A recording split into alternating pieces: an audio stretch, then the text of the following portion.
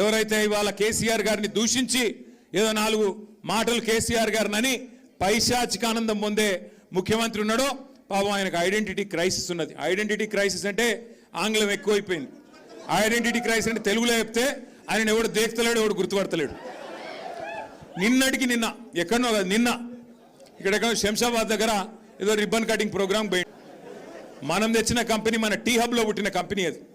ఆ టీ హబ్లో పుట్టిన కంపెనీ పెద్దగా అయింది, పెద్దగా అంతరిక్షంలోకి రాకెట్లు పంపుతున్నది. ఇక రిబ్బన్ కట్ చేయవా రేవంత్ రెడ్డి అని నేను పిలిచినారు. మనం గట్టినవన్నీ కడితే ఈయన పోయి రిబ్బన్లు కట్ చేస్తున్నాడు, అంతే కదా, ఏముంది చేసింది ఇప్పటిదాకా.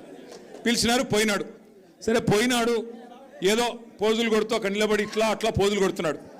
ఆఖరికి అక్కడ పిలిచే యాంకర్ అమ్మ ఉంటుంది కదా, ఆ అమ్మాయి ముఖ్యమంత్రి గారు అని చెప్పి శ్రీధర్ బాబు పేరు చెప్పింది తప్ప ఈయన మాత్రం గుర్తుపట్టట్లేదు. I request Sri Nagabharat Daka and Sri Anil Kumar Chalamassetti to felicitate the Honorable Chief Minister Sri D. Sridhar Babu Garu. ఇది మొదటిసారి కాదు, చివరిసారి అంతకంటే కాదు. 2.5 ఏళ్ళు అయిపోయింది.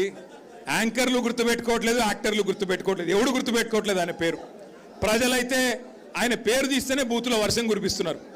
నేను చెప్పట్లా ఇది, మీరు కావాలంటే ఆ యూట్యూబ్లో సోషల్ మీడియాలో చూడొచ్చు. ఎవరన్నా పోయి ఆయన ఎవరు ఉండే ఆయన పేరేంది అనగానే ఆయన పేరు చెప్పకు, మొహం తిప్పుకుంటున్నారు.